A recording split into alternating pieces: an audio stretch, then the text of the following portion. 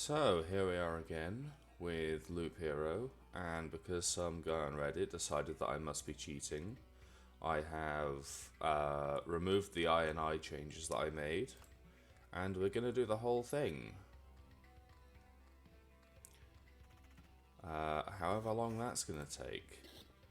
I have now defeated the Lich at least once, and I have the Intel Center, or whichever one it is that gives you the golden cards. So we have the arsenal. And now we're just going to sit here and do 100 loops interminably slowly, because I feel the need to prove a petty vindictive point.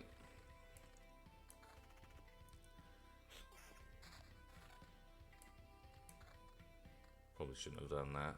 It's got more damage on it technically.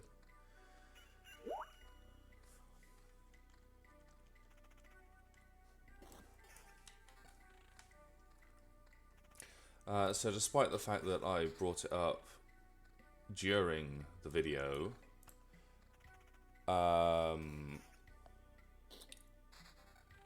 apparently it wasn't obvious enough what was going on. Yes, I did change the INI file, and I set the game speed to 180 instead of 60.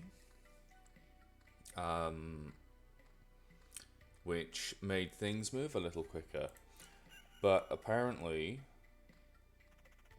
because my attack speed percentage didn't line up, I was cheating despite the fact that my map was full of beacons that increased attack speed by 20% without actually displaying it on the character sheet to the side here.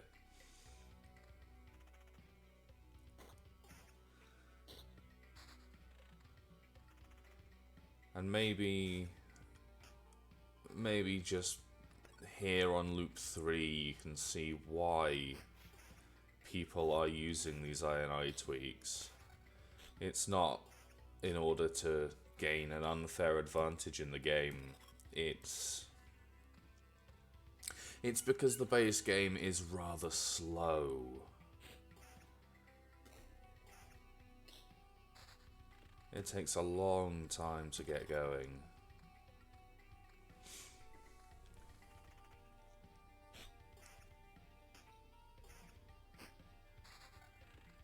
Finally a beacon. There we go.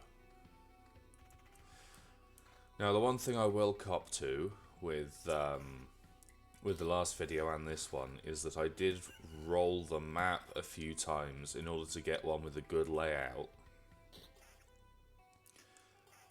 And the reason that I did that is because I can't be bothered to fuck around with bad ones.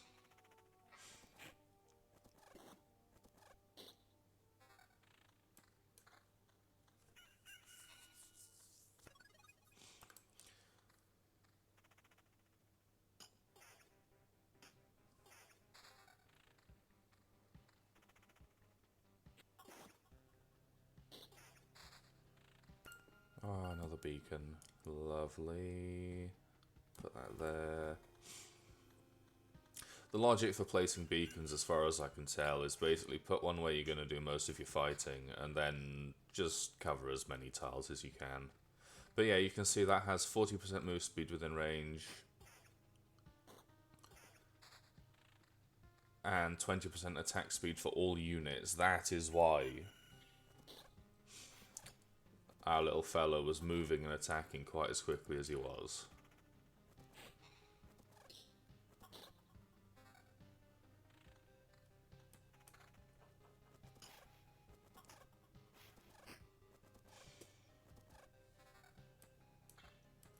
Right, there we go. That should run a little quicker now. With a level 5 sword, probably not one taps, but better than it was. Ah, another beacon. Saved.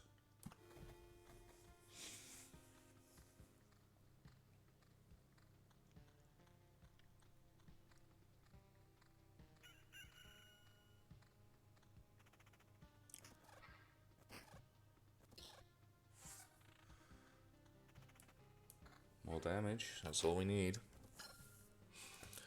And we are looking at... Oh, it's all bad. Oh, it's all bad. Battering ram, I guess.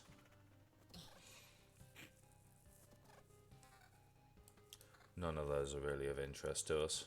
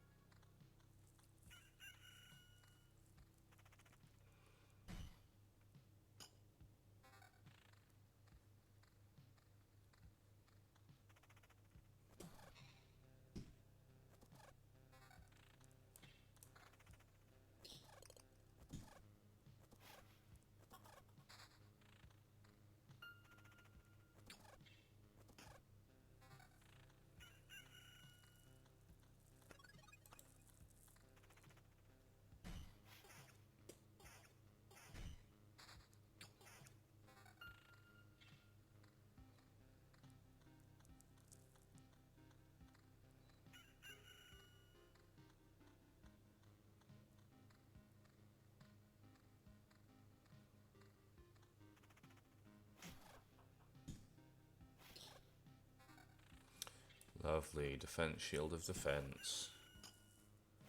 We're definitely rolling. No, a better one. Well. So this is one of the issues that I have with the game at the moment. And since this video is going to run long, I may as well go into it. The items, it seems to be that the lower quality ones, the grey ones, have much higher single stats than the higher rarity ones, to the point where you can't really guarantee that you're going to get good high rarity items, so you may as well expect that you'll get good low rarity items and, you know, be able to do what you're going to do without problem. Which is why I don't bother too much with looking at the stats on items a lot of the time, because I'd almost rather have a very high damage grey weapon than have a weapon with higher rarity whose stats I'm married to that I then can't change. So the shield gives me plenty of defense. The ring, I try and look for the one with defense and keep that going. The weapon's just whatever has the most damage, and the body's just giving me a plenty amount of health.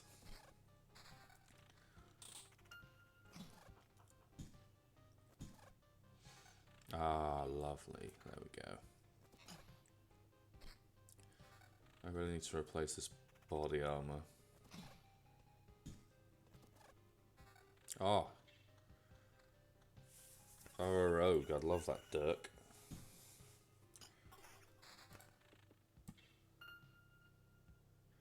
Now, I need to be careful. It's very easy to over-lantern yourself early on and then not be able to make any real progression. You need to make sure you can always fight something on each of the tiles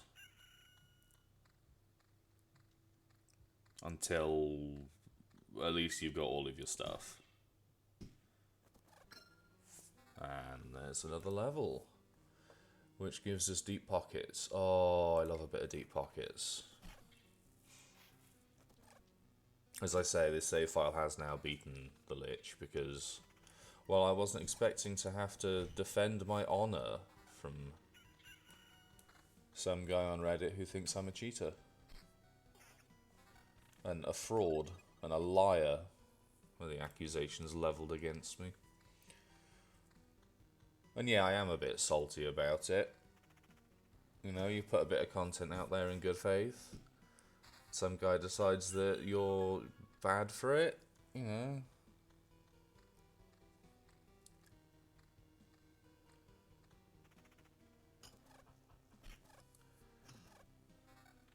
Ah, finally.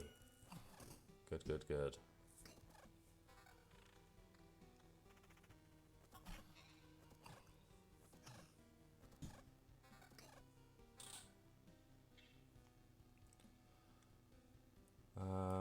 obviously this is probably going to do better than the last one because we have an entire new item slot available to us, thanks to the arsenal.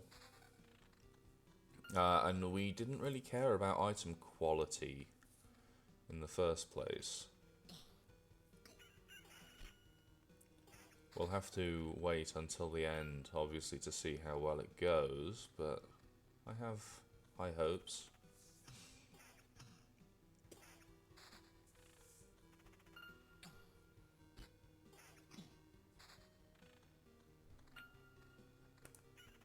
Sweet. Alchemist Shelf, really handy. I like that one. Probably not the best thing to get, but at the start of the game when you don't have a whole lot of choice, that extra potion is quite nice.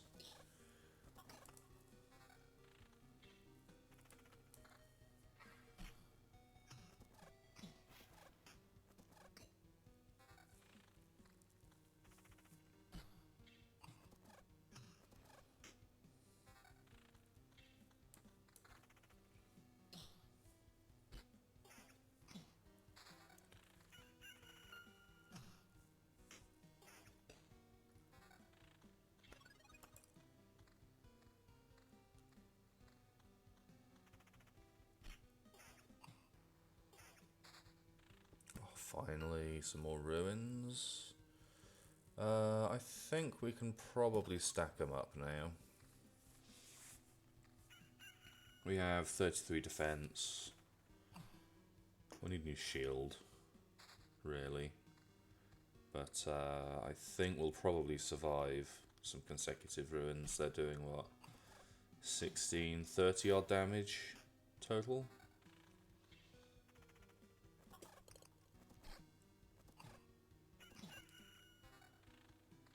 There we go. 41 damage. Yeah, we'll survive that handily. Shield, yes. Defense shield. Lovely. That big tower shield is the one you want to look for this. That's pretty much just better, so yes.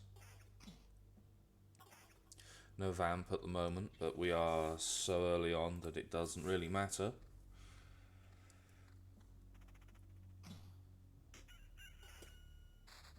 Ah, thank you. We'll get them done after this combat. And a road lantern. We are blessed today. We got 4. We got 4. I'll do that one. And the road lantern, let's put it there.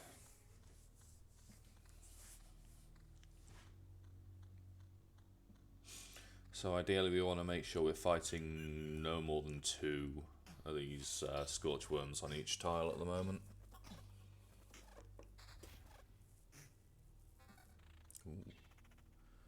No, I'd rather have the defense at the moment. And another. So this is another issue that is present, and not super really an issue, but could certainly do with addressing, is that you can't deal with the game map while you're in a combat. So on tiles that have back-to-back combat, you have to remember to pause it, and it's all just a little bit, oh, defense helmet, yes please. It's a little bit awkward. But it's not the end of the world. You just have to, as I say, remember to pause it and place the tile and then unpause it. And it's rarely going to really detriment you.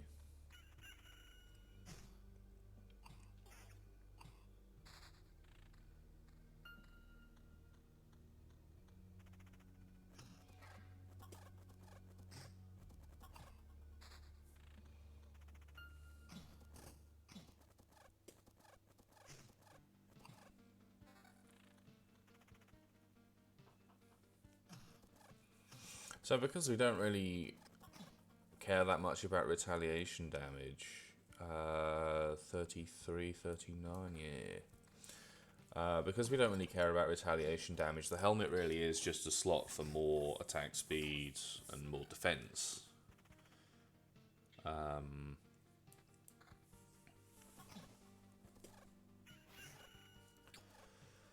And I suppose the retaliation damage eventually is going to stack up. It's doing just slightly less damage on average. Well, it is less damage overall, but if I were to switch to that helmet, it would be less damage on average than our attack, and it would happen every time we are attacked. But given the whole point is to only fight 0 or 1 things, maybe 2 at a time, I don't think it scales particularly well as a source of damage, at least. It's certainly not bad to have, but it's not something I'm going to particularly focus on.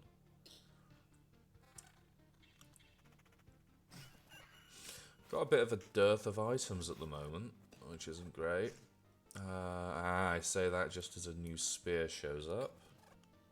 Much better for the damage. Our lowest level is 15, and there's a level, and we get supplies.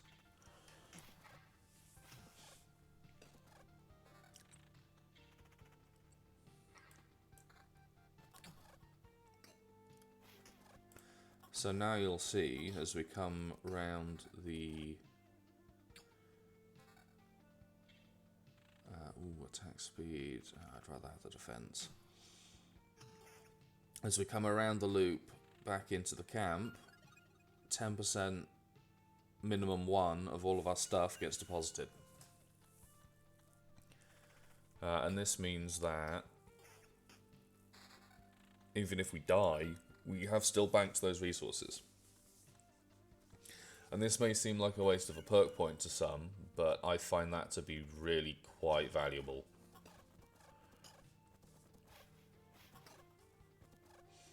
Because it means I don't have to worry about dying.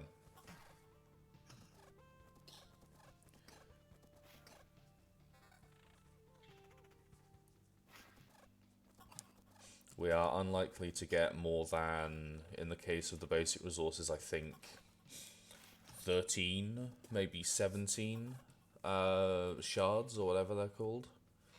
So we will always deposit more than we've picked up. And if we're depositing more than we've picked up, eventually it'll run to 0 and we'll have everything we need. Let's do that.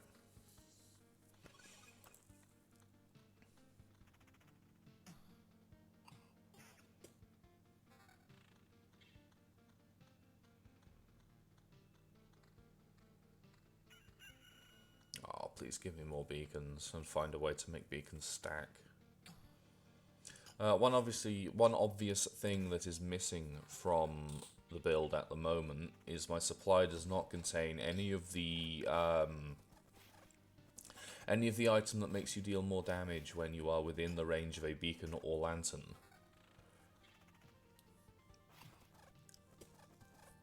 And obviously that's not really slowing us down at all. I've got to place that at some point, haven't I? Oh, they've got a 3. Okay, that needs a beacon. Next one that shows up goes on wherever that 3 is. Is that in the corner? Oh, no, there's one behind and one in front. Yes, okay, so the corner does need one. Okay, cool.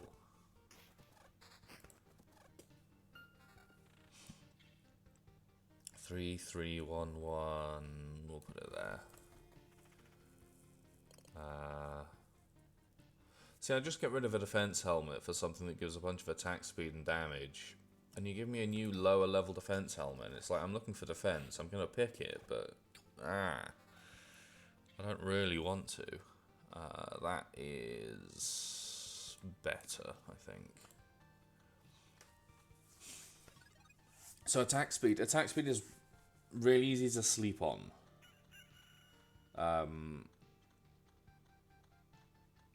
But it acts as a multiplicative multiplier.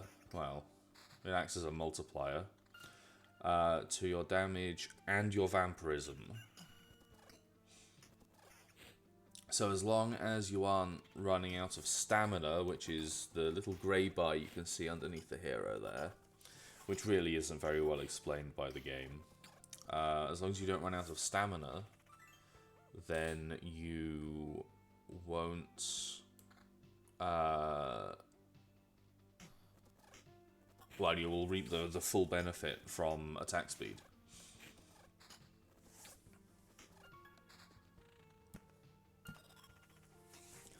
Of 20% more damage, and thus 20% more vampirism, rounding allowing. And in our case, that's equivalent to 10 to 16 damage. Which is pretty good. As long as you aren't running out of that stamina. Which we almost are in that fight, actually. So I'd say probably 100% attack speed is before you start hitting diminishing returns. After that, 101 may actually be a detriment. I'm not sure. So this is loop 20, or 1/5 of the way there. This engaging adventure.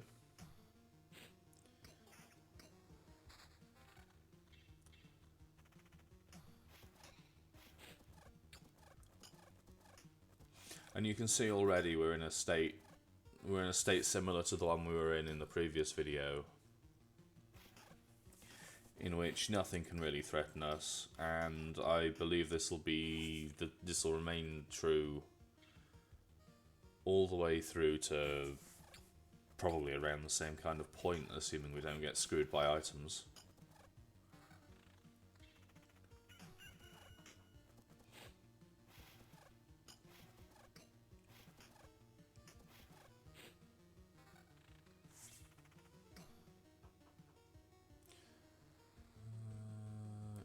Go on then. We aren't in dire need of the vamp right now. We'll lose a bit of damage from the ranged boys, but... well, a bit of health from the ranged boys, even. But we have a big enough health buffer now that it's not particularly scary. Damage up, damage all, attack speed's the same. Yeah, we'll lose the last bit of vampirism. Well, not the last bit, actually. We have a surprising amount of vamp.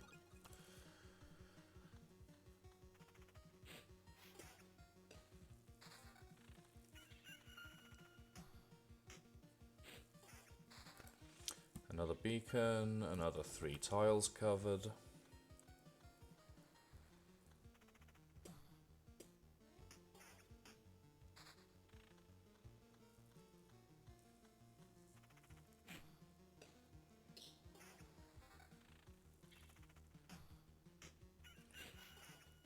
Ooh. Must have been a retaliation in with that, because I don't remember us having a way of dealing 160 damage quite yet, even to a slime.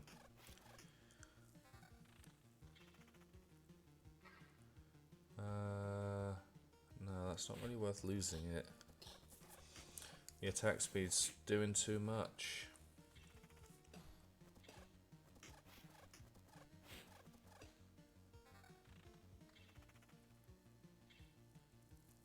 So this is actually a thing that is noticeable with the warrior, is that because you get your items as like loot, as one drop at a time, you have a much higher variance compared to the rogue, who gets their drops based on the number of trophies that they get.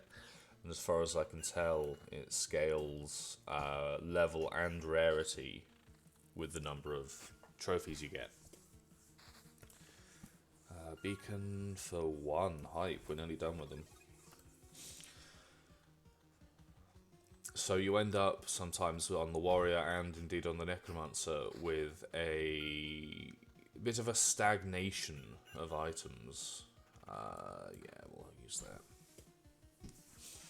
Where you're kind of just waiting for something a little bit better to show up. Oh, it's all coming up, Millhouse.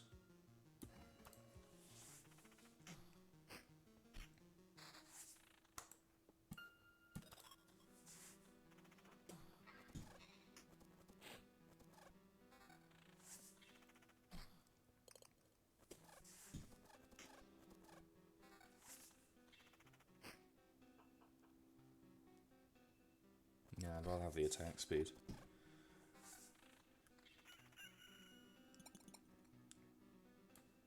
I'll take that damage though. That's good.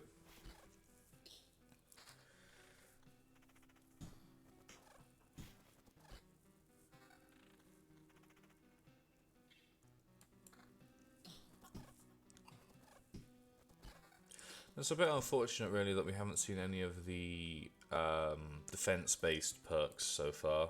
Of the 3 that we've got, we're nearly at another one. And the levels in this run are coming a lot more quickly because I'm managing the beacons around the ruins a lot better. Such that we are fighting something on each tile, on each loop.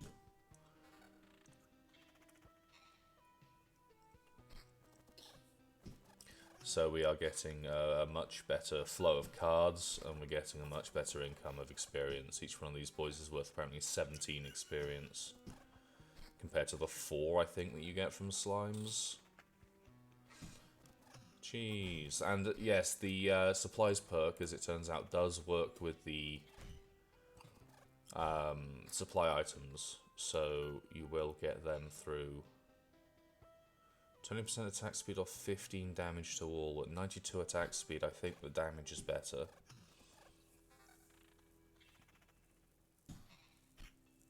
It's always a little tricky to... There's Dominant Mass. It's always a little tricky to compare flat linear modifiers and multiplicative modifiers on the fly.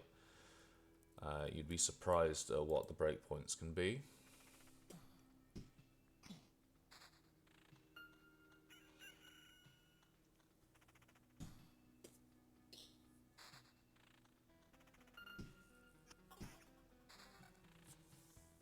That level 26 spear is going to do us very well here.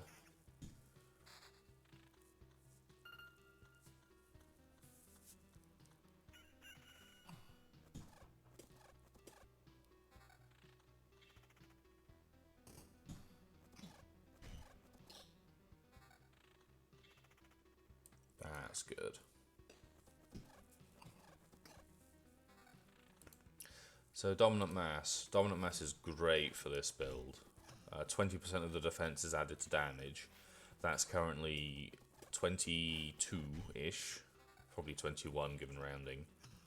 Which is a quarter of our minimum damage. And probably like a fifth of our average damage. Maybe a little more. A little less. Somewhere around there.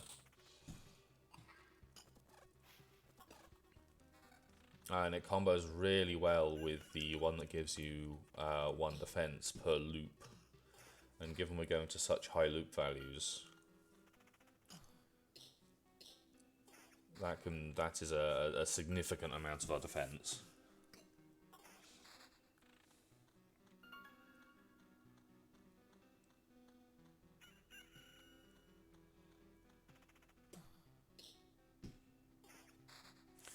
Another ruin, thank God. We could do another beacon now, but ruin is good.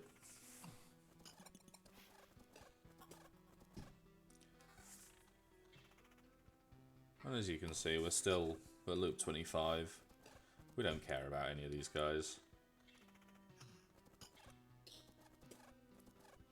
The guy in the back does, you know, 7 or 8 damage. But we heal that off of hitting with 10% vamp, which is a tiny amount of vampirism. 12 defense. We can afford to lose 12 defense.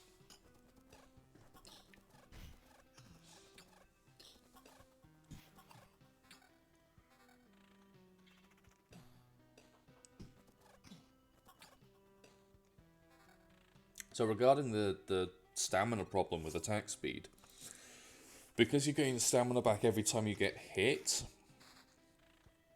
for something like a Marauder Rogue, where you're trying to hit or you're trying to kill 3 or more things in each combat, you're being attacked much more often, depending on how evasion works with that, which I'm not sure on at the moment. If an evaded hit gives you stamina back, that evasion being the rogue's, as far as I can tell, primary method of not dying.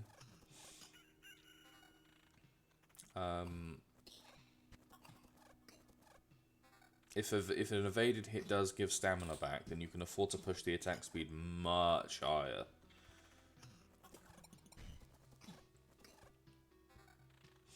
But for the warrior, He's all about slow and steady. Less defense.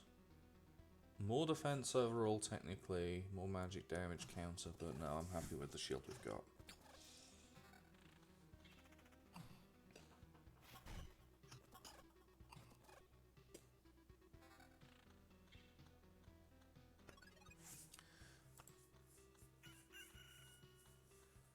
That... no, it's probably about even. I mean, it's certainly more damage to take that shield, but... Oh, it gives a blue level 21 defense. Oh, screw you, game.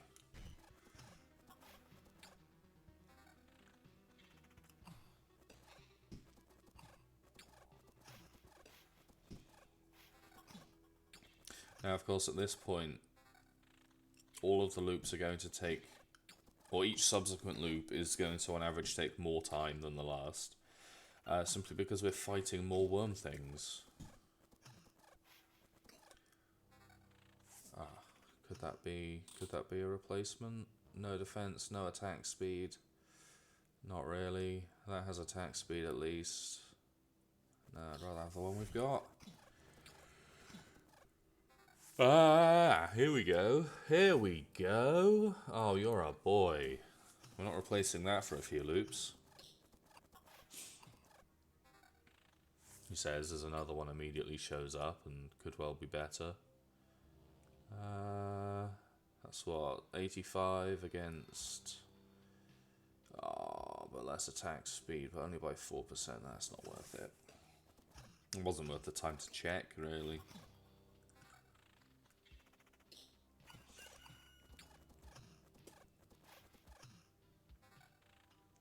So if you want to be super safe with this strategy, and it is possible to do, if you space the ruins out every other tile instead of every tile, you're going to need a lot more road lanterns. But what that will do is ensure you're never being attacked by a Scorchworm at range. And a Scorchworm in melee receives a negative 60% damage modifier, which means instead of 110 damage, it's dealing 44. And then the defense is taken away from that. And from that you can see exactly how we give so few shits. Because 110 minus 132 is significantly more than 40 minus 132. I'd be interested to know, however, what the minimum damage they deal is based on. I'm guessing it's somewhere around 5 to 10% of their base damage.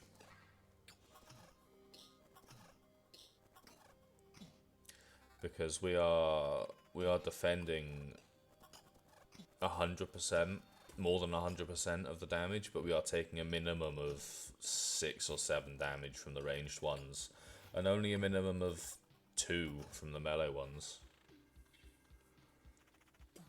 So I'm guessing it's based off of the damage they deal. We really need more road lanterns. This is getting a little sparse now.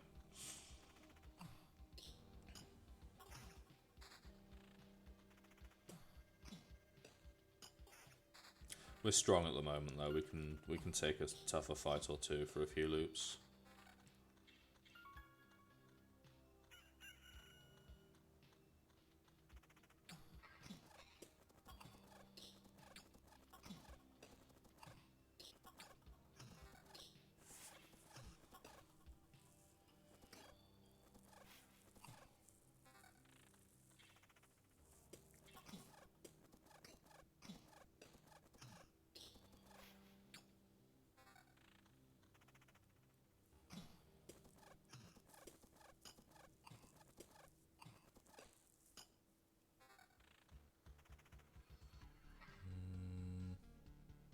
Yeah, go on then.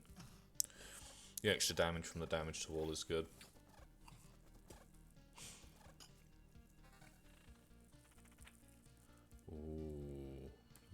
Yes, go on then. And we've picked up all of the scrap metal we can carry. We will continue to have it show up from the ruins. But it will not improve our situation at all.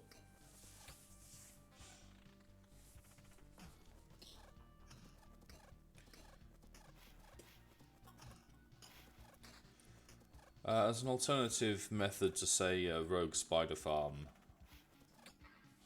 I think this has legs in that it gives you some of all of the basic 4 resources. So you can, if you do it on Chapter 2 with a cap of 20 whole resources, that's probably better, isn't it? No, surprise, well, it is. Yeah, it does have a higher retaliation, but it's not what we're looking for. If you do it on a Chapter 2 with 20 max whole resources and deeper pockets, you're looking at getting 30 of all of the basic resources out, which is a pretty spectacular amount, even if it does take a while. The one thing I'm not clear on, simply because I haven't checked the encyclopedia yet, is what ability the Scorchworms have as their first ability, which will probably determine whether or not it's viable.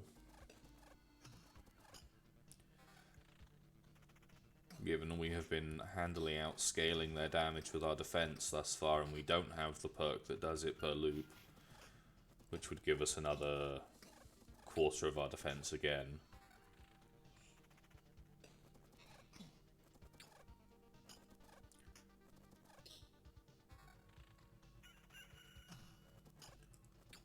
Just as the day ticks.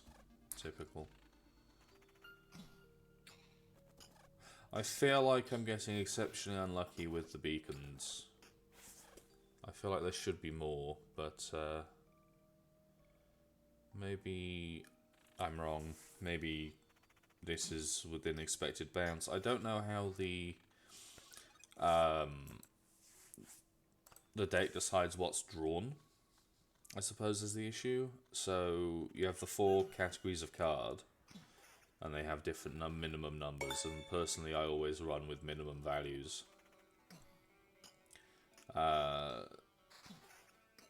So I have the meadow and the mountains and the rocks in that particular completely off the road category. And I try not to run with any more, in the hopes that it'll improve my odds.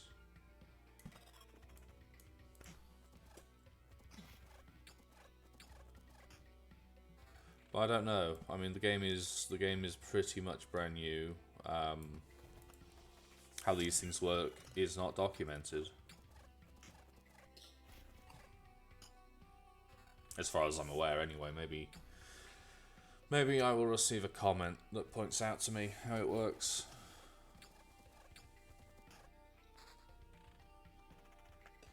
One thing I do wish is that retaliation damage could get the boys in the back. I'm not quite sure how that would work, or whether that would be particularly balanced, but it does feel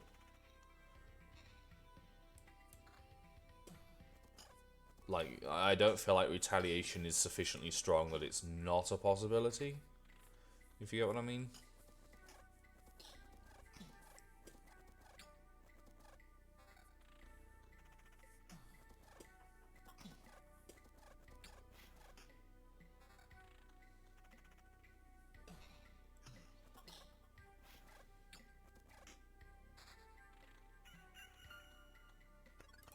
Loop 32, nearly a third of the way there now. Starting to take some non-trivial damage from the slimes. Probably because I haven't improved my ring for forever, or my helmet. There's definitely sources of defense out there in the game that I just haven't seen drop. And this is one thing that can really screw you in the longer term, is if you don't if you get bad luck with your drops for a bit and you have a bit of a lull, you can just not have the stats to deal with what you need to do. Lantern, yes. We'll put you there, so that start bit isn't quite so painful. I might have to not put ruins down for a bit if they show up until I fill up a few more of those slots.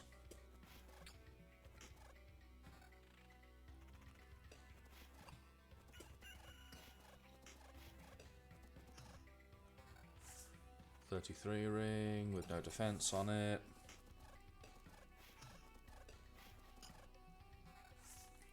Shield with less defense on it. This is a thing that I'd like to see improved. So you can see on this shield we have 2 defense lines, 79 and 19. On this one we have 89. It thinks that shield has more defense because it's only comparing the implicit. I would really like it to compare the sum. Maybe that's something that the devs are going to include in an upcoming content patch. But it would make evaluating equipment so much nicer to know that when you see that arrow, you are actually getting more or less of that statistic. That is really good. That's got all the stats we care about.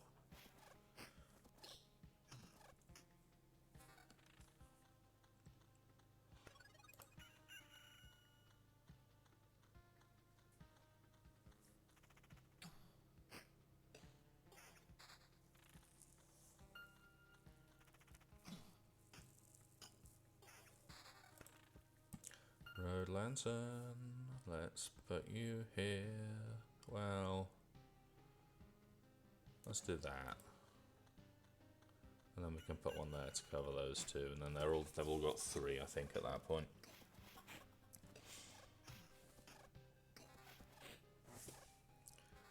Oh, you spoil me, game. You spoil me. That's definitely worth it. Okay. That'll keep us afloat for a while. We nearly got another level here. Cool. Next couple of 3 more worms, I think.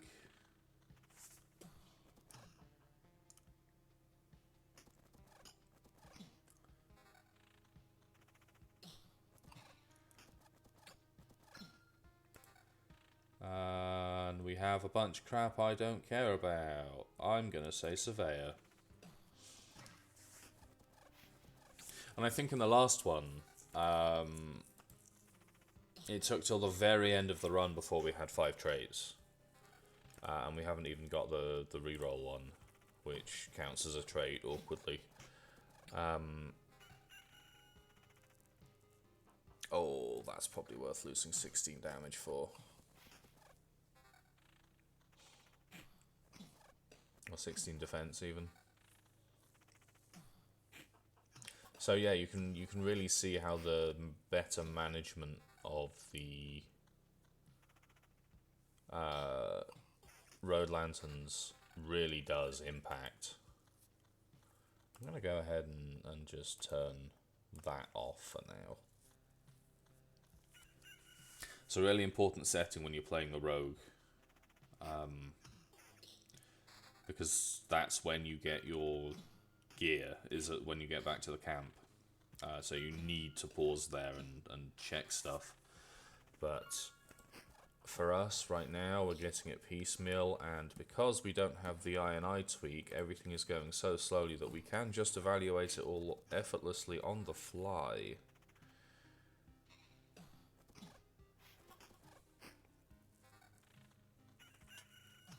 Blacksmith's hammer, very nice. 31, probably not relevant. I did check that, didn't I? Yeah, the attack speed is hard to beat. It really is. More defense.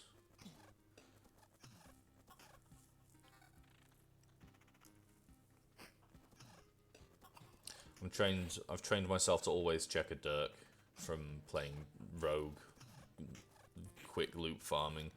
The evasion on that is really useful. And another beacon. Do we care? We don't actually care. We can let that go. Because the beacon does not stack, and we have covered every single tile on the map with the beacon.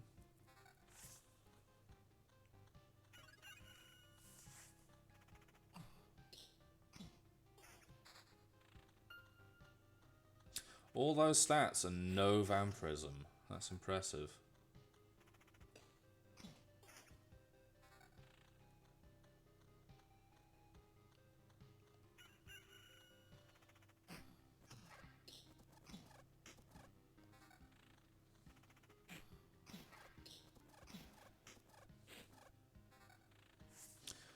Replacement ring.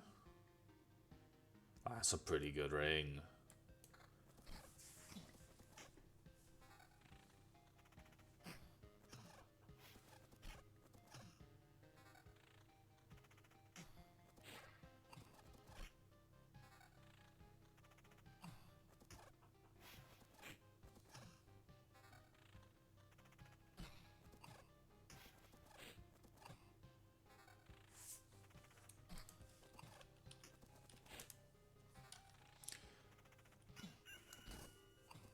So we're looking at 216 total enemies to beat, to get another level, with the hopes of getting the Armorer perk. 180-ish from where we are now. Do we need to care about any of those items? Probably not. We got 3, 6, 9, 11. So 11 tiles with a fight, one boy each on them. We're looking at what? Maybe 15 loops before our next perk.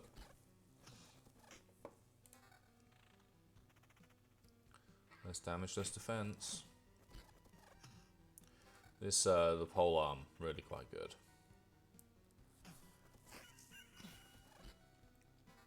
Shield's starting to look a little stale. That is actually, I think, better. Still not quite the level that we're hoping for.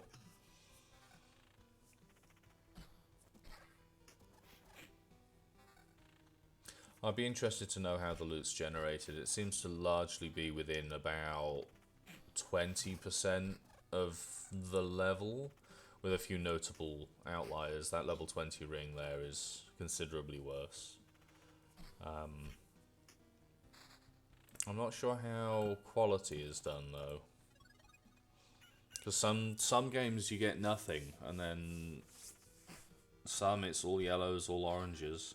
Maybe it's based on the number of things you've killed in the last day, I could imagine it being. And then obviously for the rogue, it's partially based on your trophy count. Oh, a new one. Better damage to all, slightly worse. Better defense, magic damage. That attack speed is hard to ignore. I'm gonna leave it. I think they're about equal. I could be very wrong on that, but I think they're about equal.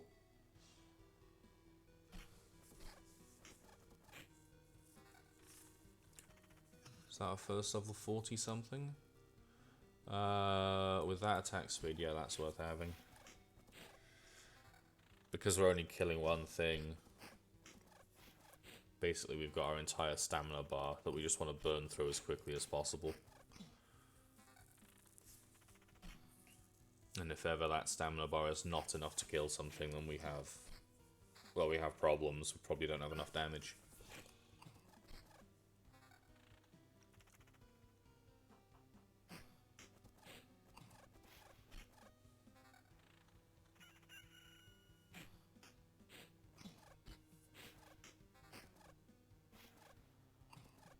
See, we've run out of stamina there. Because we were fighting two things. So I probably need to get... I mean, I need more road beacons. This is silly. We've barely seen any compared to the last one. But maybe this is the correct amount of road beacons you're meant to be seeing out of. Oh yes. That still has the defense, doesn't it?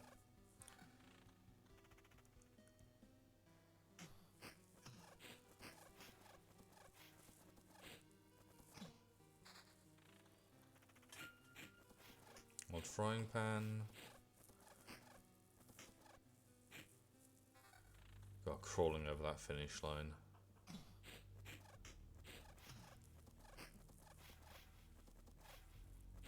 Another thing I would note is that I think that the implicit values on items have a bit too much variance. You can see on this helmet in particular, it's what, 7 levels higher than the helmet we have on, but the retaliation damage is only 9% better. And maybe the power budget for that has gone into the other modifiers, but if what you want is the implicit value, then it's no good to you at all. And in that respect, you're often better waiting for a lower rarity one, so it has less mods. I find this is especially true for higher level rogues, where the boots can give you your full complement of evasion. You can get straight up 75 evasion off of a pair of boots, and it's very hard to argue against that. But when you get a pair of boots that are 10 levels higher, an orange instead of grey, and they give you 45 evasion instead, it's like, I don't want to take 125% more damage in order to get those modifiers. That is not in any way worth it. That 125 being when you have 75% evasion, you're taking 25% damage. When you have 45, it's 55% of the damage you're taking.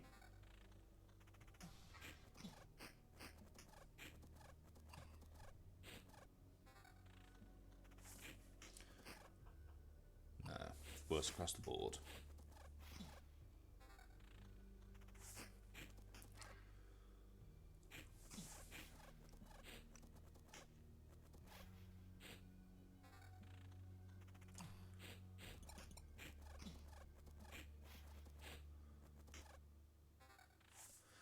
Come on, you're 9 levels higher. That isn't in any way worth losing the attack speed. This is the problem, is that item is the same rarity. It is 9 levels higher, and it is worse because the statistics are not balanced. And I suppose you can't expect, every item of higher level to be better than every other item. It is healthy for there to be some variance in it, but, I mean, geez, 35 against 43, that is a large spread. You would hope that a level 43 item would be better than a level 34.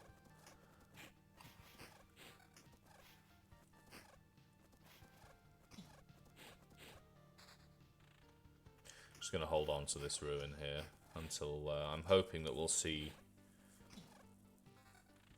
Oh, is that actually better? Yes, I think it is. We have too much attack speed. We're running out of stamina too quickly. Losing some attack speed to gain damage is probably the correct move right now. There we go. We can put this here. And put that there.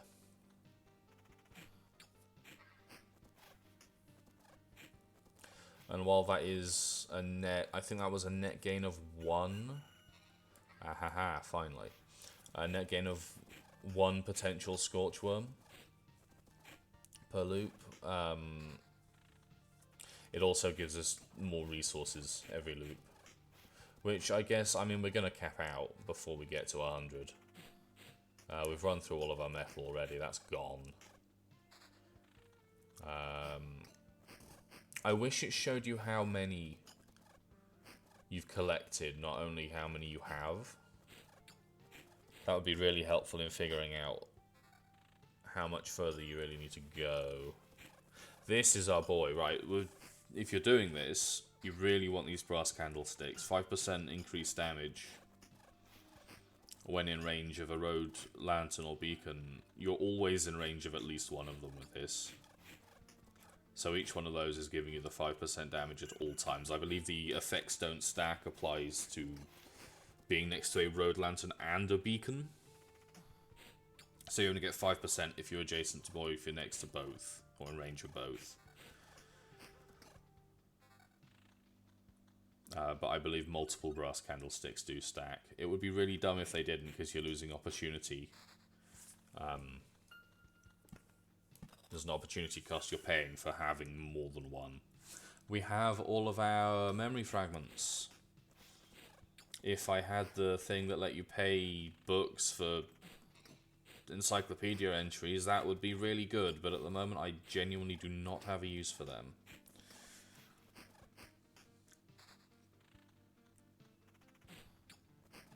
Still, when you're cycling through as many cards as we are here and letting them all go, it's not surprising. That is not good. Because every card you burn from having a full hand gives you a memory fragment.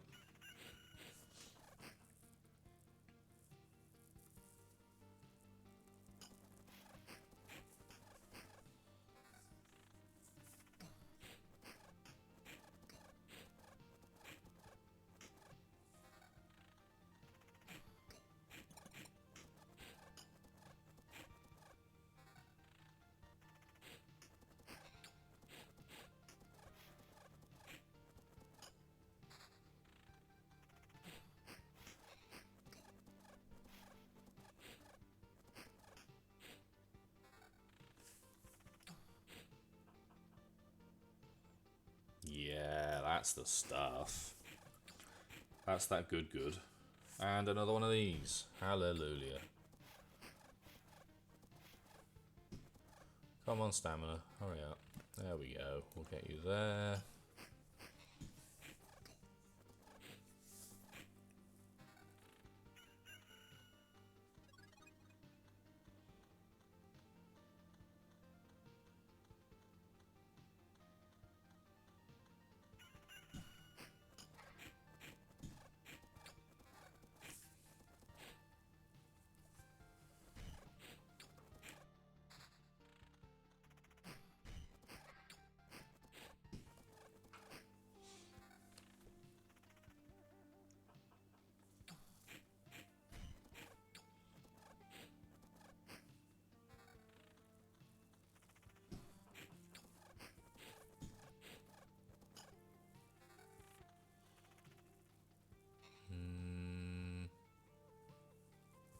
No, sadly not. The polearms are the one to look out for. They're the weapon that has a defensive line on it, most commonly. I think implicitly, but I'm not 100% on that, so I'm not going to make that claim. I think that's probably worth it. That's a lot of magic damage, and a lot of damage all, and we are running out of stamina all the time still.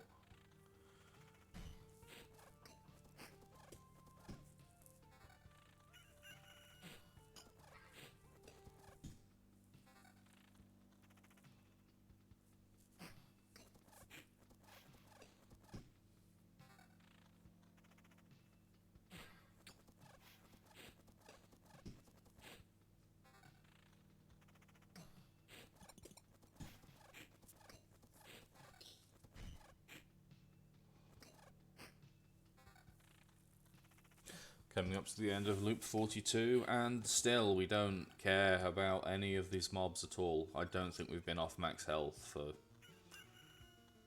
33 loops.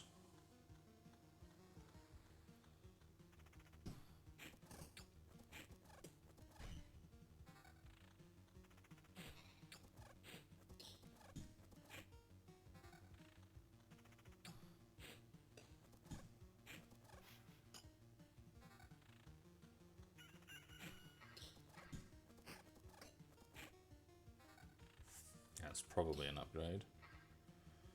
No defense, same basically damage. Come on, you want that to be more.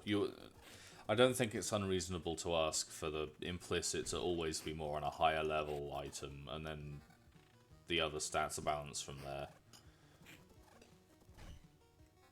It doesn't really have a whole lot of material effect on us in this particular instance, but it's always disappointing to see something that on the face of it looks like an upgrade and it's just straight up worse in every regard.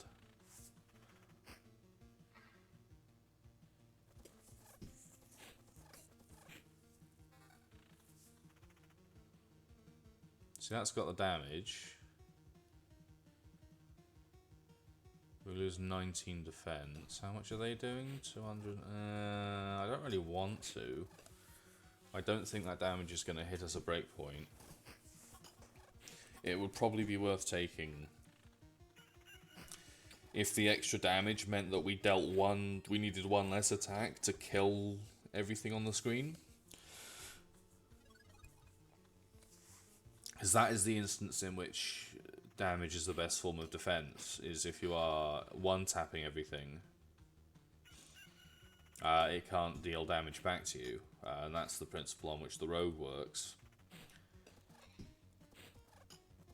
But you can see it took 7 hits there to kill that guy, and I suppose in that instance it would have been worth the damage, but that last one also took 7, and the damage wouldn't have put us over the threshold. So we're in a bit of a damage range there, as the Pokemon crowd might say.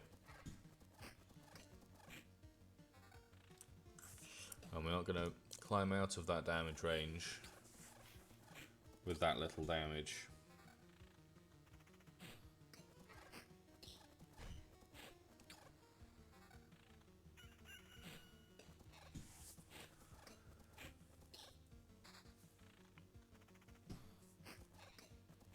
Another thing this game would really benefit from, oh yes, Road Lantern, we'll put it there, is a stat summary for things like damage, because you can see the damage here is listed as 135 to 229, but it's also got the damage to wall of 49 and the magic damage of 82 that should be added to that to determine the actual damage, and then you're subtracting the hidden value of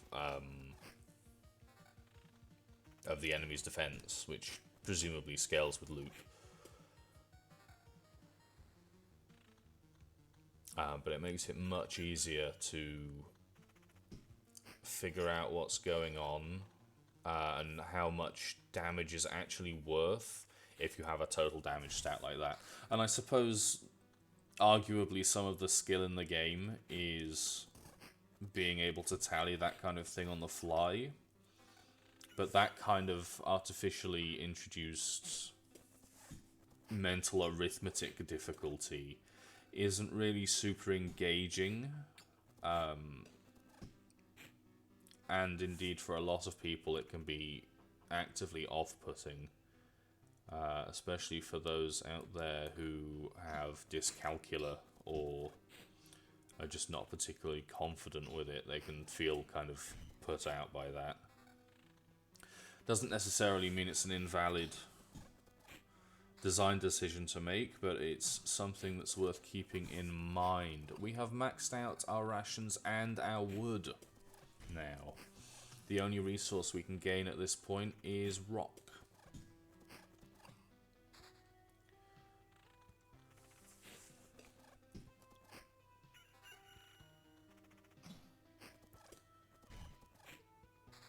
So in a normal run, where I'm not trying to push to 100 to prove to some guy on the internet that I'm not cheating, because I care far too much about that apparently, at this point I would be thinking about wrapping it up, keeping an eye on that stone, and being prepared, yes, Road Lantern, to hit the end of the run. But in this particular case, we're going to keep going. We're actually only about halfway there, so arguably slightly less than halfway there. Well, apart from the fact that there are 54 levels to go, and we need to get to 100. surely that helmet's better. It's not. I suppose part of the issue with that is that we don't care about the value for the retaliation, but at the same time I've already discussed how the implicit is not reliably better on higher level items.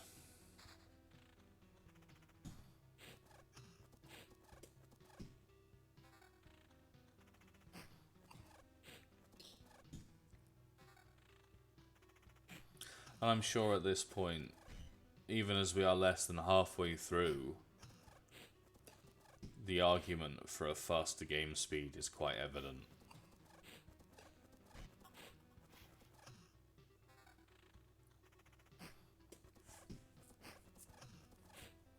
Arguably, at this point, we've gotten all we can realistically get out of the run. So the argument could be, well, you're done. Retreat, you'll fight the Lich. But at the same time, I don't really buy it. It's like if you're going to create a game in which the conceit is that you loop indefinitely until you choose to stop,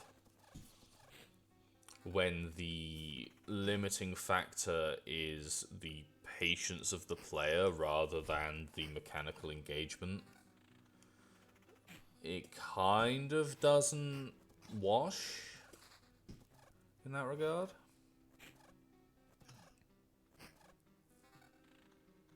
We really should look at replacing that ring. Better defense. I don't have a defense roll. Better magic damage. Better damage to wall. Yeah, go on then. Because I'm used to playing with the INI tweak on that ruins your regen per second, which is actually tied to seconds rather than game time. I'm not used to caring about the regen stat, but if you stack it up, it is actually quite potent. I don't need that attack speed, I don't think. I'm riding that fine line between running out and not.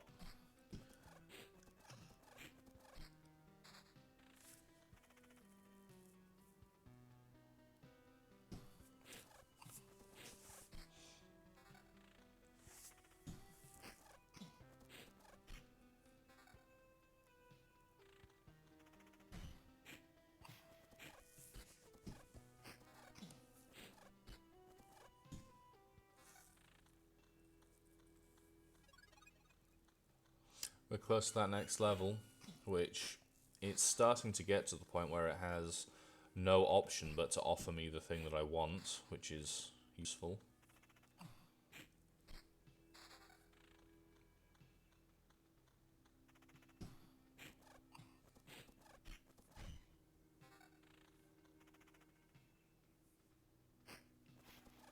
We need what? 300, so 16, 17, 18 more worms. Somewhere in that ballpark.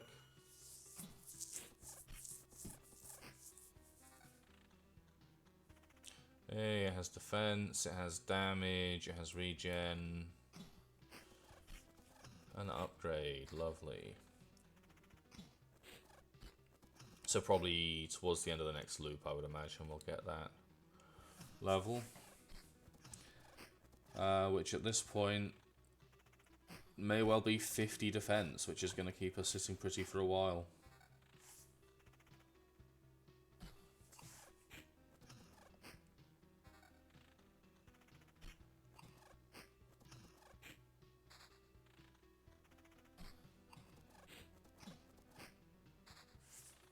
Another ruin.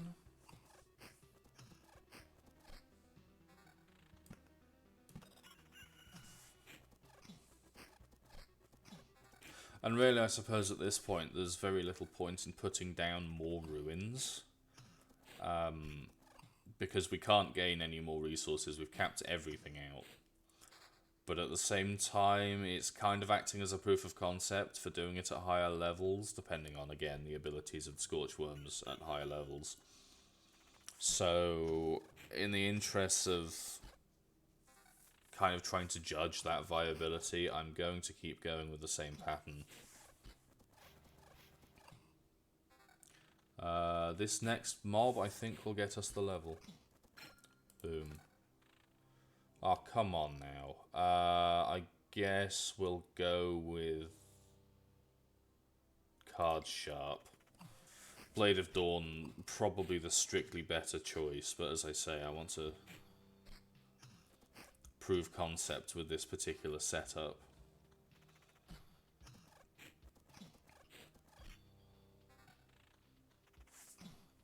If it has a defense roll, it could be better. It does not. But neither does our current one. I'll lose 2 defense to gain that damage. It's pretty minimal, really. But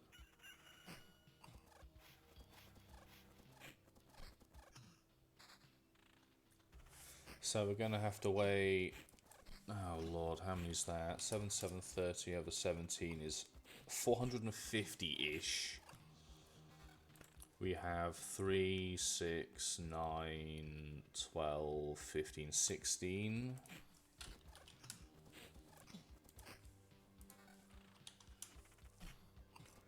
So 28 more loops for our next perk.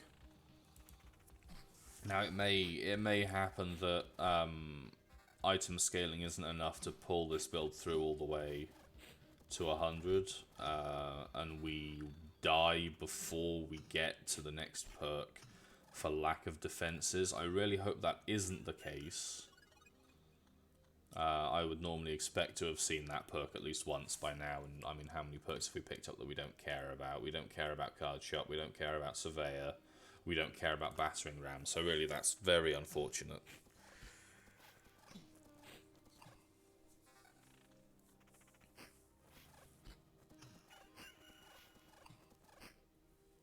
$55, damn, that's gotta be better, surely. Losing 24 defense for like a less than 10%, like 5% damage up. That's a bit more like it, but losing the magic damage and the damage to all, it's actually a worse. This axe's polearm is really good.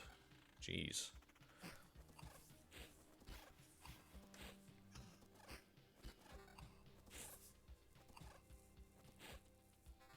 Where's that? Up here. It's in range of only 2.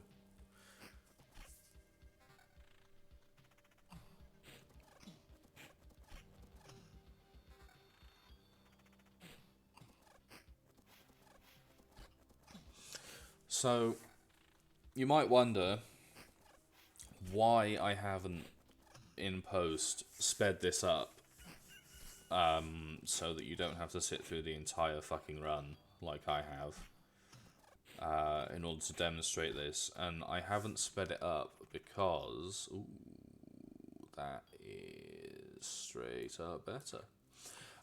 Because it is easier to obfuscate things in editing if you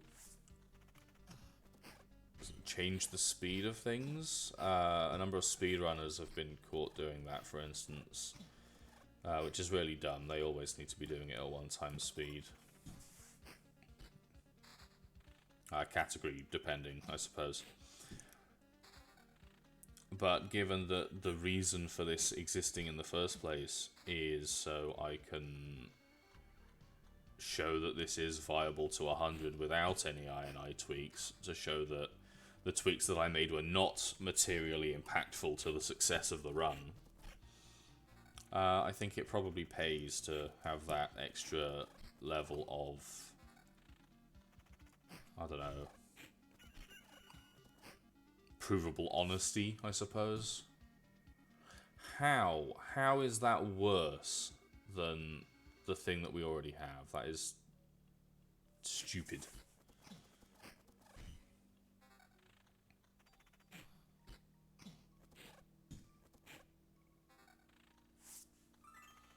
Exquisite Mirror, that'll be good later on.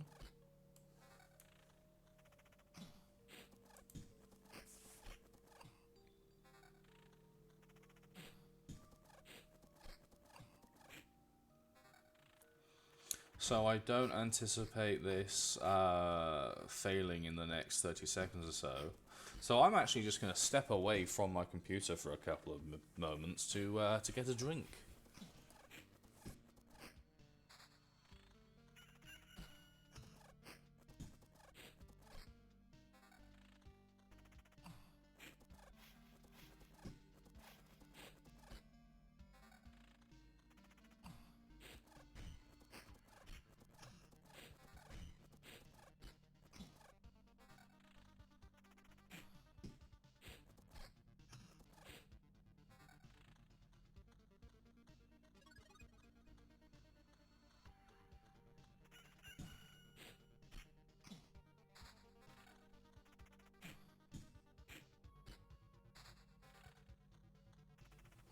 Ah, lovely nourishing water.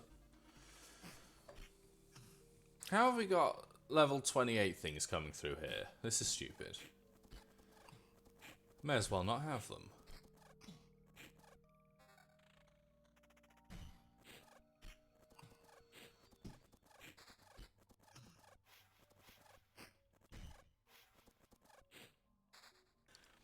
Wow, we actually ended that combat at less than full health.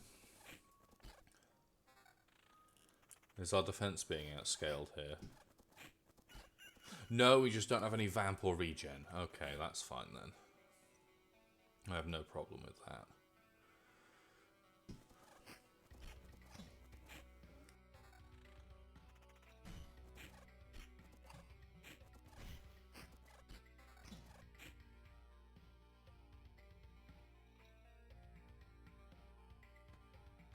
Let's get some vamp just to make sure that we're not gonna screw ourselves out of the run here.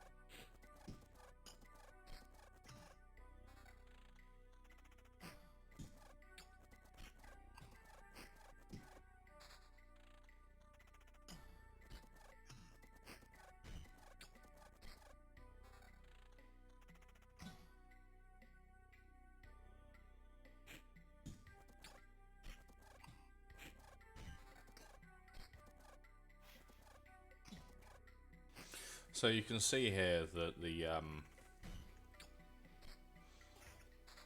against more than one worm, the damage to all that we deal is actually being reduced to minimum value of 1 or 2-ish. And in that respect, damage to all doesn't really matter as a stat, because at least in this run, you may be able to get it higher on like a rogue, where you have 2 weapons. You can just use the weapon that has damage to all the mace. But in this run, it's never going to get high enough to be materially impactful against multiple enemies.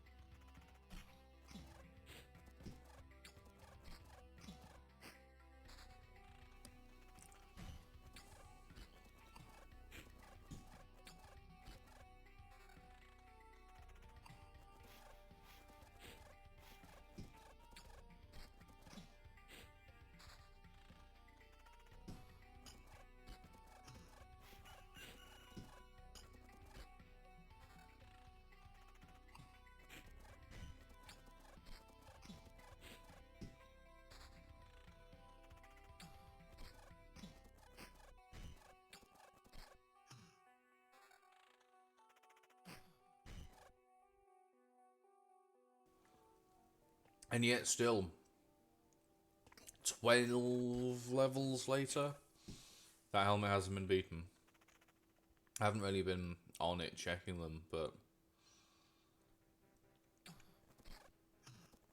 I mean, that's 23 defense and 71 attack speed we wouldn't have had before we got the Arsenal golden card.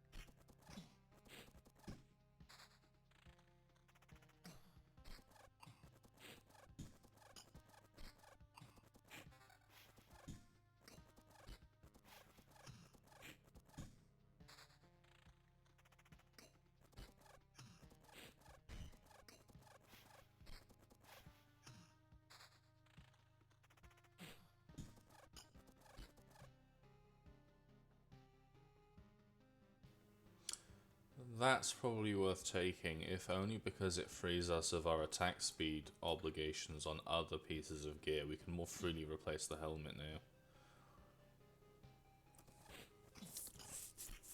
We are going to exhaust ourselves very quickly, but maybe that's okay. We seem to have just enough damage, at least with two things attacking us. Oh, we got another ruin. I should put that down.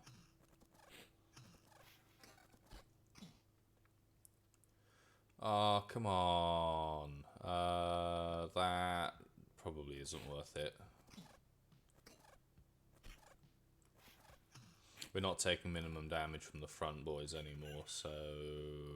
Oh, that'll fix that, though. We'll do that. I'll put us into planning so we can put that ruins down. I'll put it there. Oh, we got it back. Thanks, card shop. Hopefully I'm not going to regret that.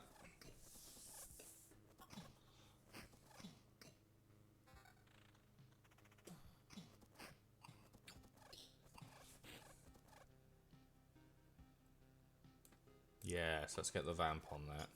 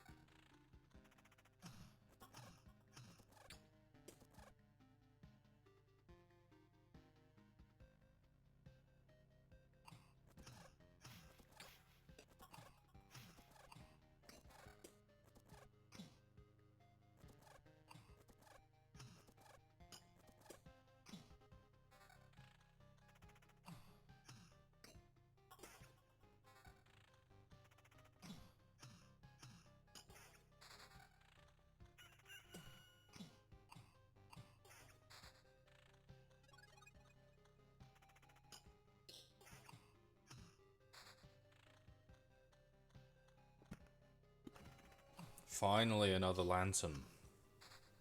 It's so infrequent. I don't know, maybe it's because I'm kind of internally comparing it to rogue spider farming, in which you're killing 4 times as many enemies in half as much time, but you're certainly not getting to loop 55 with it.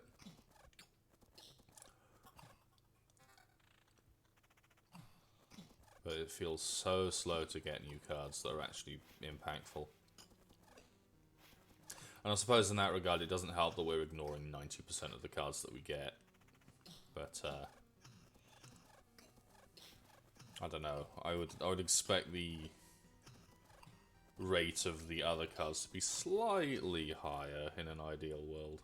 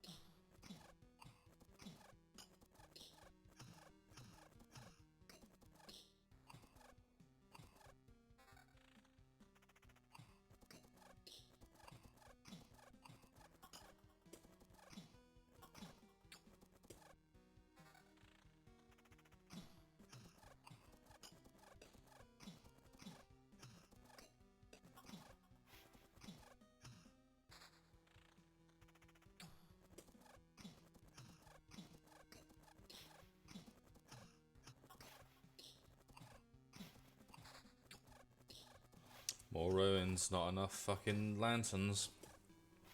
It doesn't help that we need on average 2 lanterns for every ruin we get. I think, give or take, depending on the layout. But even so, I think this is probably indicative of some kind of ratio in the back end. That is a chunk of down. That is strictly better, isn't it? Yeah, okay.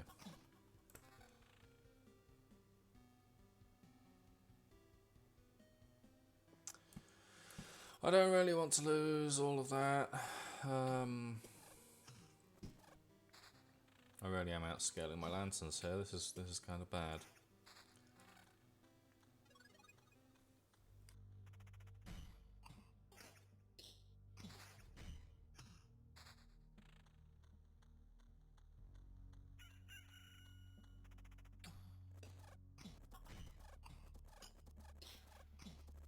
Mind you, we're still not actually taking damage, so I suppose I don't need to be too worried about it.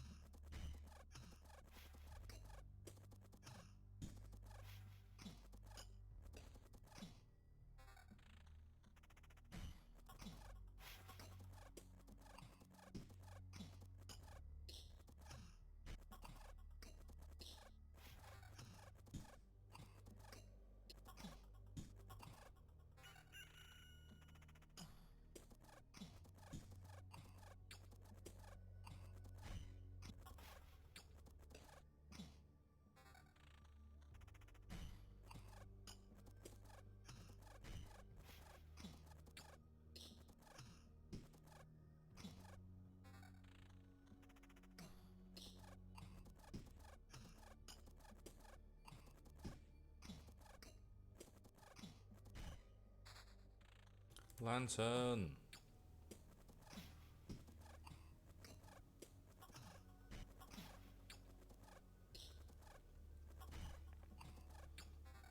God, these fights are becoming real slogfest now.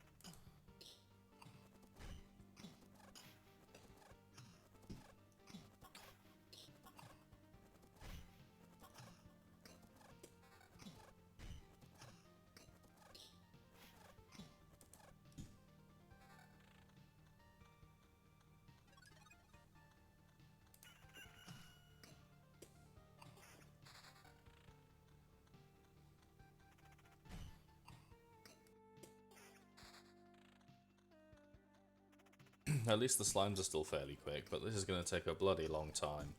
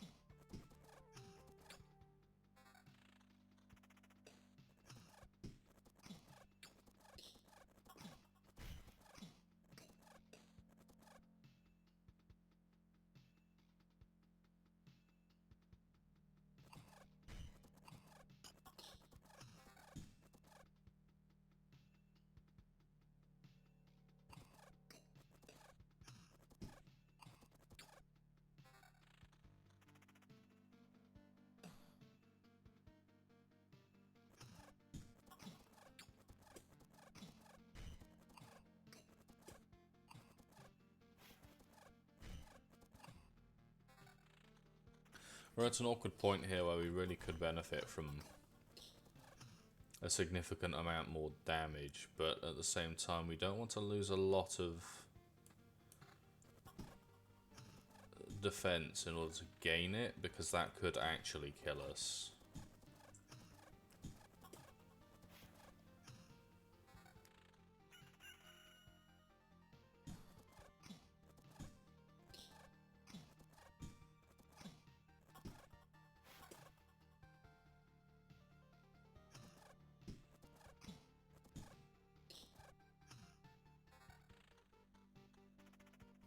Because when you have the numbers that we have here, reducing the damage you take by 50% is much easier than increasing the amount of recovery you have by 50%.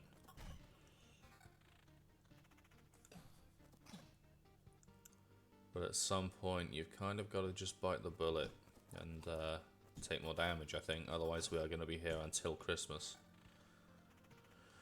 And that isn't something I'm interested in doing.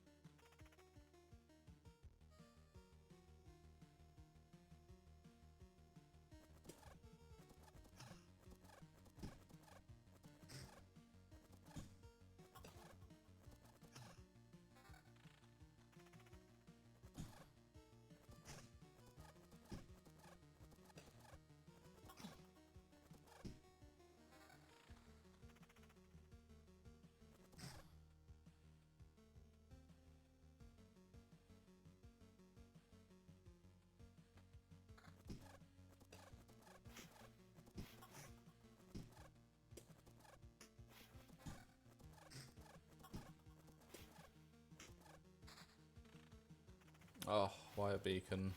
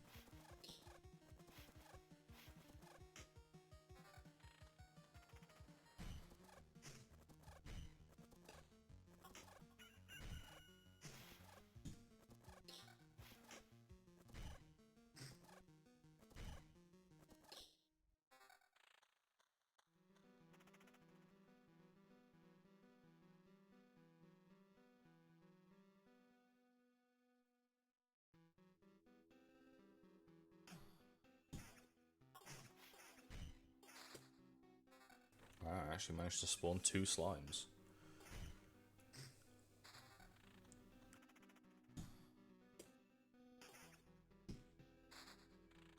Oh, beacon.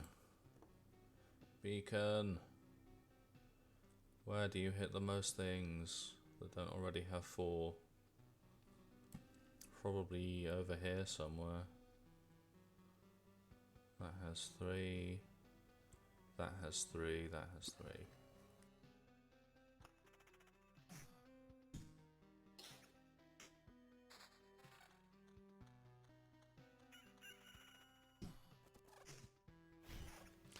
It probably should have been somewhere that has 2 rather than, well, somewhere that can spawn 2 mobs rather than somewhere that can spawn 1, as that lets us get further into the loops.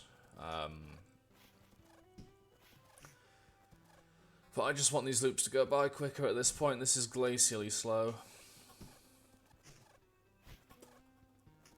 It's worth noting that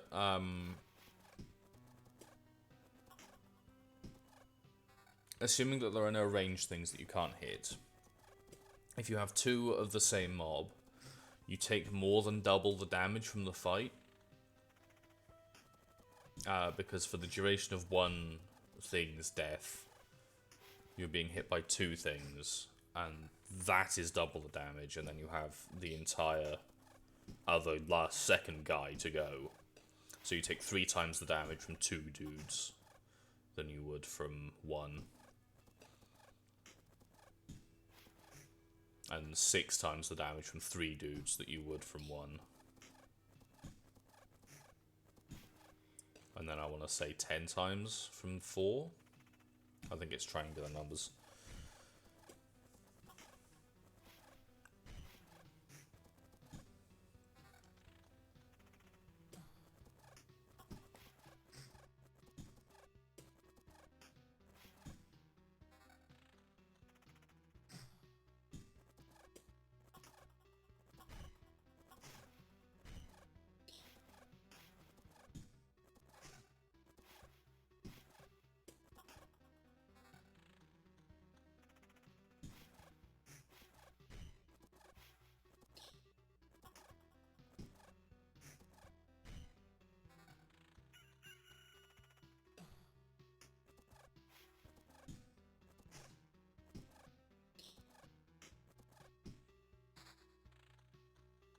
It keeps giving me ruins, and all I want is lanterns.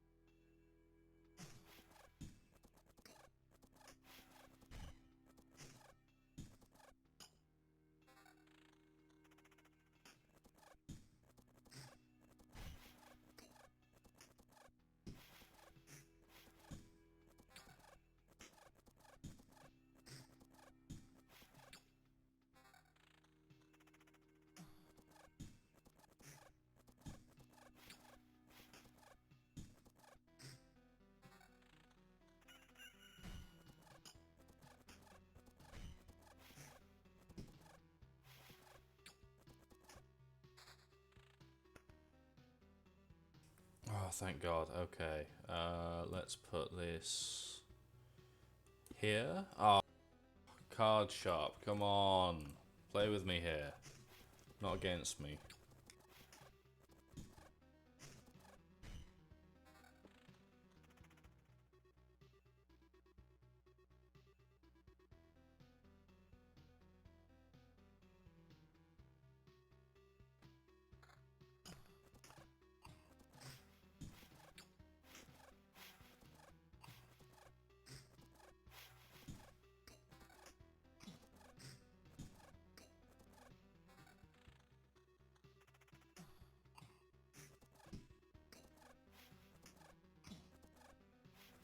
I feel I should be clear that in normal circumstances I would have ended this run 40 loops ago.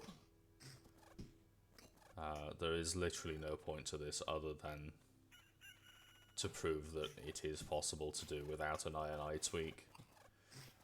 So if you're just interested in the strategy, you've pretty much seen it. Feel free to not watch the rest of the video. Not that I expect anyone to watch this entire thing anyway, that would be stupid of you. It's more evidence than actual entertainment.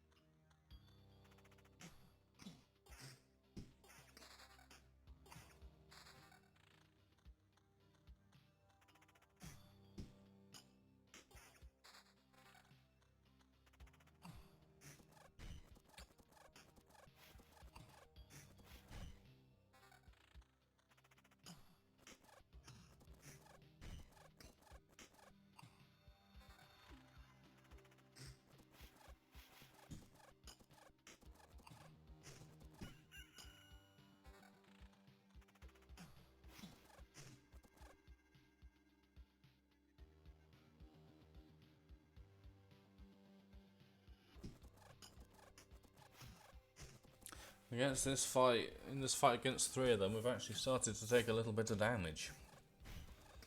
It's not ideal.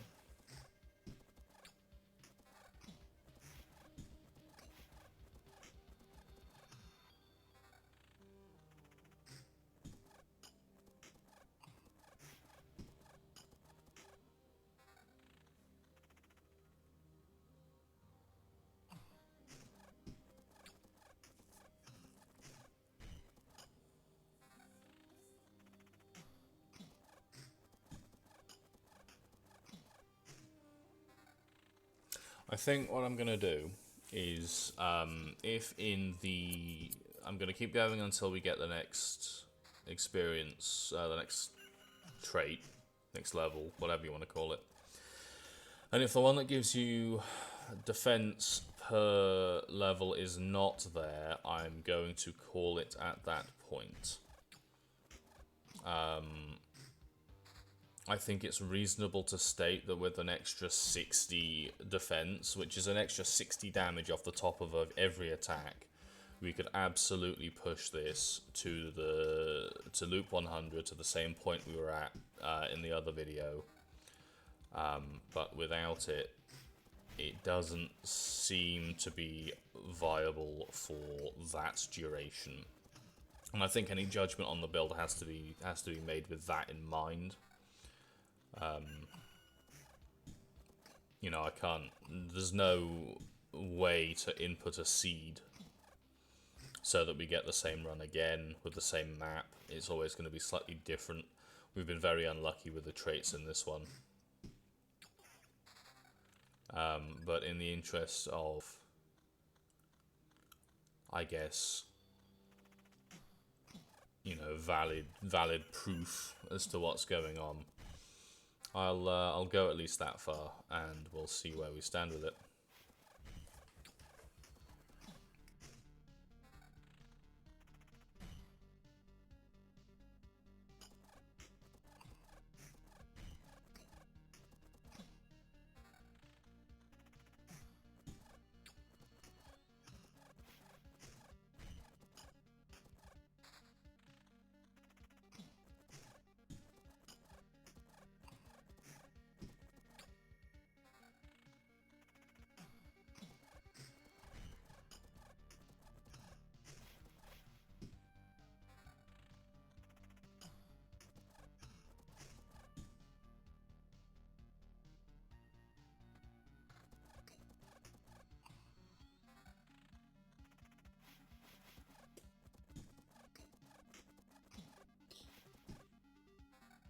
That weapon change may have been a mistake. As long as we don't lose more than, what, 30% of our life per loop? Is it 30? Yeah. Then we can sustain. And as long as we're fighting only one guy, we can definitely sustain. It's when the ranged fellow comes into the calculation that we have to be worried. And again, this wouldn't be an issue if we had the trait that gave us defense equal to the loop. We would absolutely have enough to manage that. That's better than what we've got.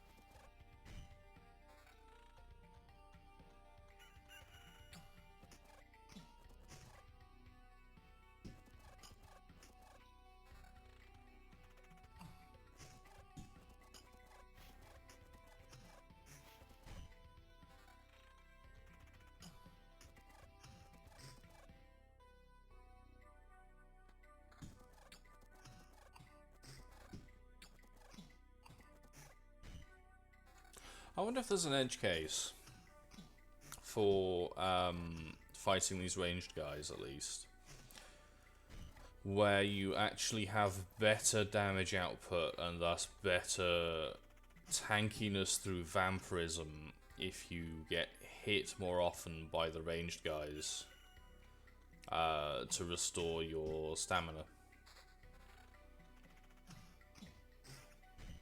I don't think I'm particularly interested in figuring that out, but perhaps someone in the future might want to.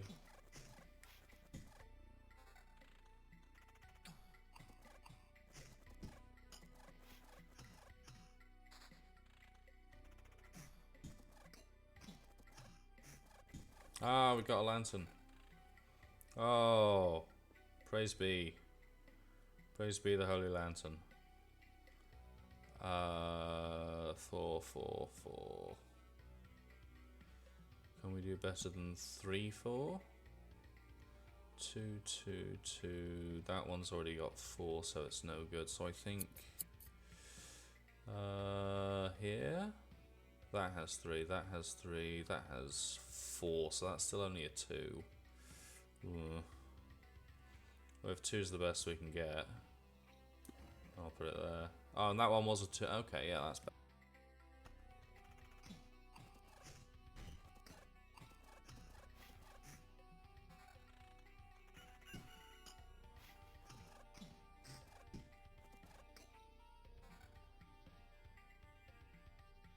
It's got the attack speed, but the base damage is crap compared to that broken longsword.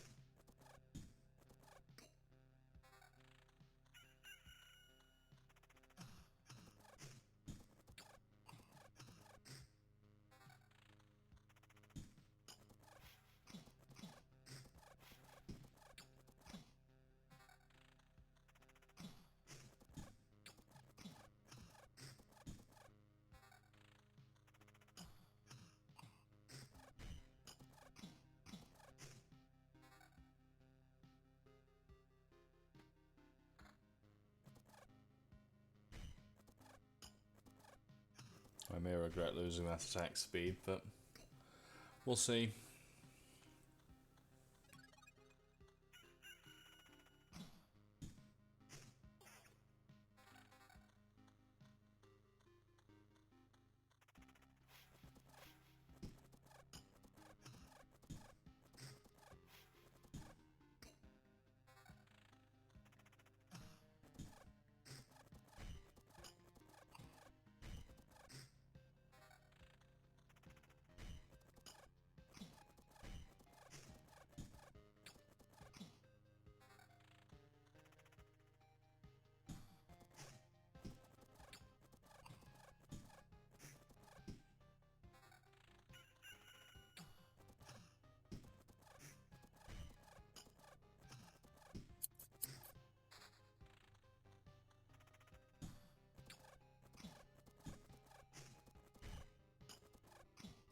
Apologies if you occasionally hear a scissor-like noise. I think I might be capturing desktop audio instead of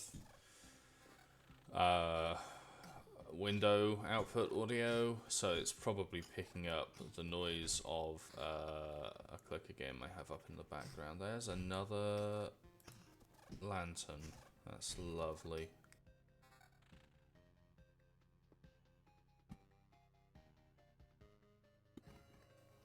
No rebate from Card Sharp though.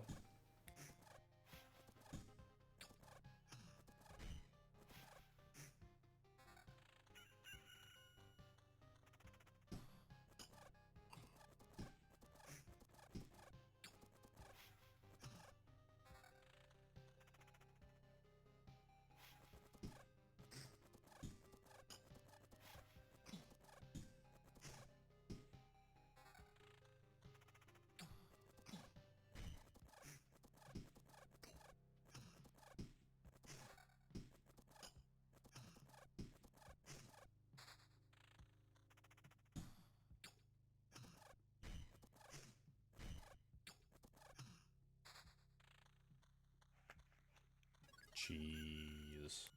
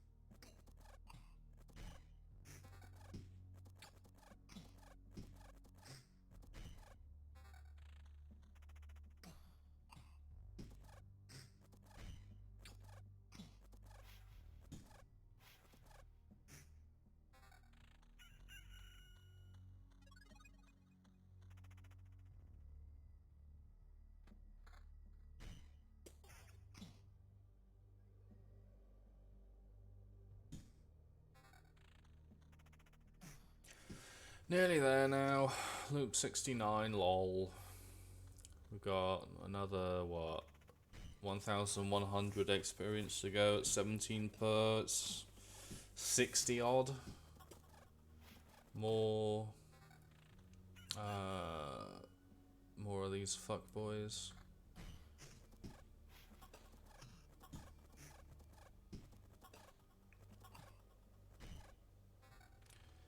One, two, three, four, five, six.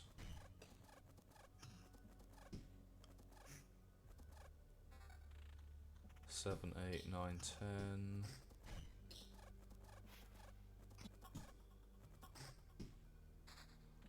11, 12, 13, 14, 15, 16, 17, 18.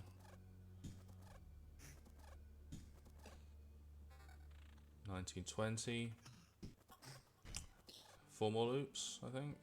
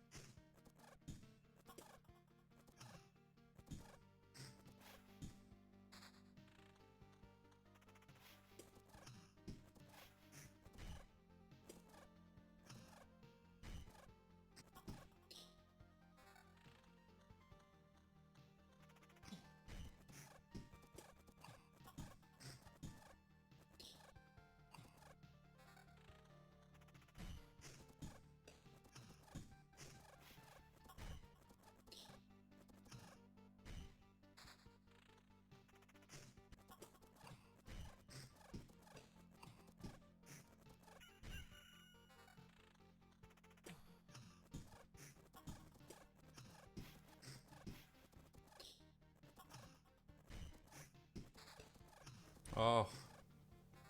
More lantern. Gib lamp. No rebate, of course, but we cleared up 2 entire tiles.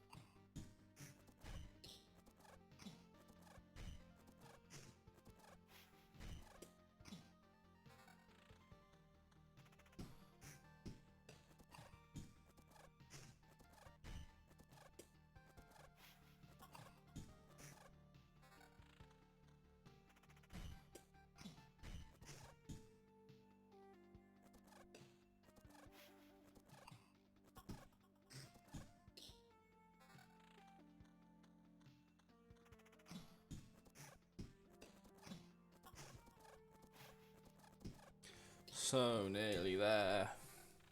I was not expecting this to take over 2 hours. I probably wouldn't have bothered if I'd known.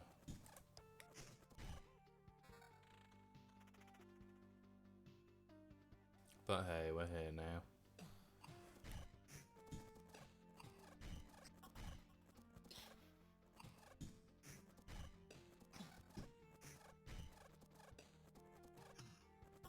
Kudret Usta kolay gelsin. Sağ olun, hoş geldiniz. Ne şimdi bu Kudret Usta? Bu Osmanlı macunu sevgili kardeşim. Osmanlı macunu. Bu 41 çeşit baharatlar oluşuyor. Meyve özleri vardır içinde. Oo. Şöyle karıştırmış olduğum. Aslına uygun yapılıyor yani. Tabii efendim. Kaç Bu- senedir yapıyorsun bu işi? 41 sene efendim. 41 sene. Tamam. Bir tane yap o zaman bakalım.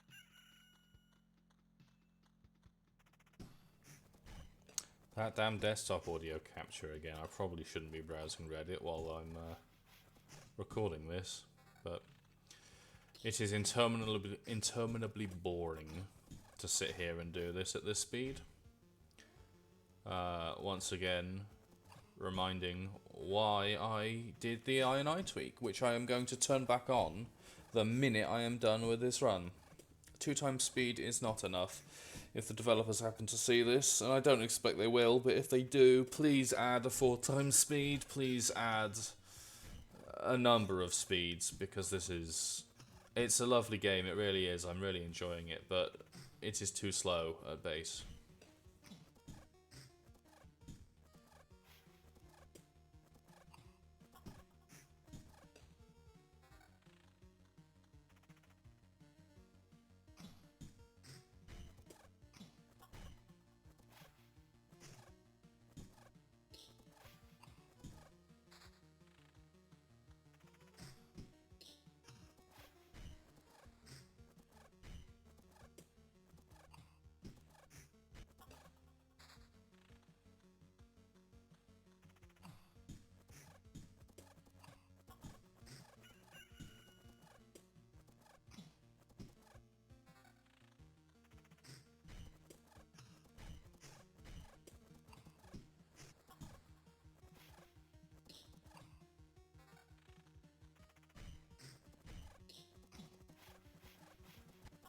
We are actually taking damage. I need to find some defense somewhere. That's not good. We'll do that. That's less defense.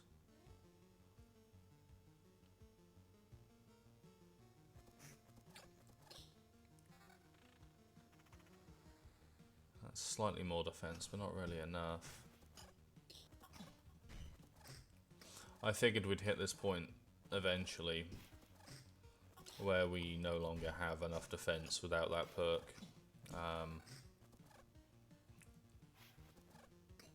I hope we can get enough experience without dying. It would be very unfortunate if we didn't manage to get to that point. I still think that my point has been proven that this is completely possible without the INI tweak. But just as a point of principle, really.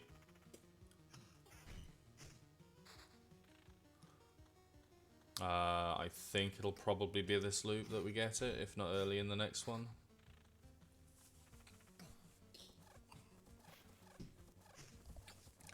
Oh god, how much damage did we lose by swapping out that item?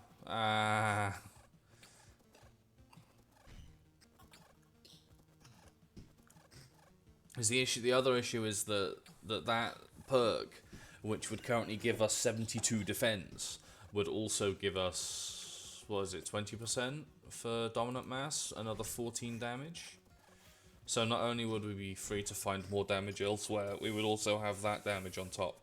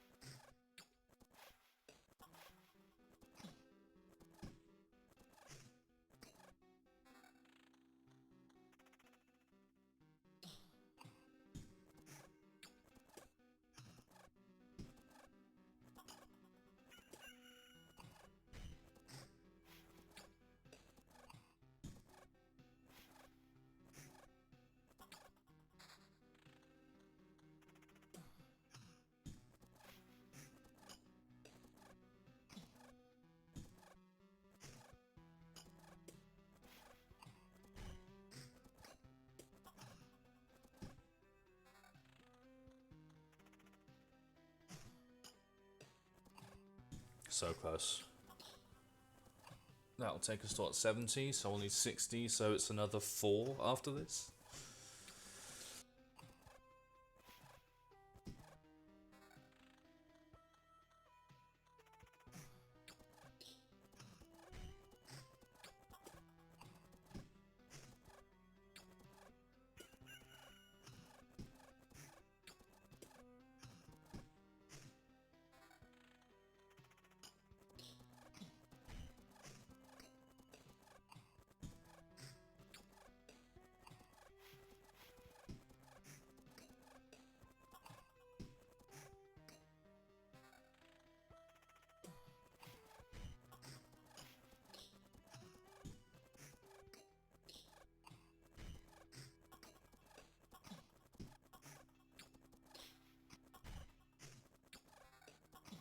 This is the one. I will set us to, there we go. There it is, skilled armourer. So you can see our defense has gone our defense has gone up by 73. So we're back to taking basically no damage from anything. I think I'm going to stop it there regardless. Loop 73, I think I've proved my point that it is possible to get this far without Iron Eye tweaking.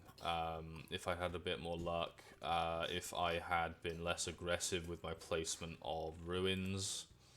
I think we have more ruins in this than we had in the previous video. I'm not going to go back and check it, but if we cut it off, say there, we could have used these lanterns here to make it so that basically nothing spawned in this stretch, which would have allowed us to basically only fight slimes, which is so much easier than fighting anything else. These things have an astounding amount of armor. I didn't realize really before this run how much armor they have and how much they're reducing damage by. Slimes do not have that. But yeah, I think loop 73 is very reasonable. I do not expect that anyone is going to bother watching to the end of this, but if you do, thank you. And to that one guy, who I won't name, who called me a liar, a cheat, and a fraud, and told me to get wrecked, and believed that they exposed my narrative of cheating in a Russian indie strategy RPG game for Reddit karma. Find something better to do with your time. Which is a bit rich coming from me, having spent 2.5 hours doing this, I know, but still, thank you for watching.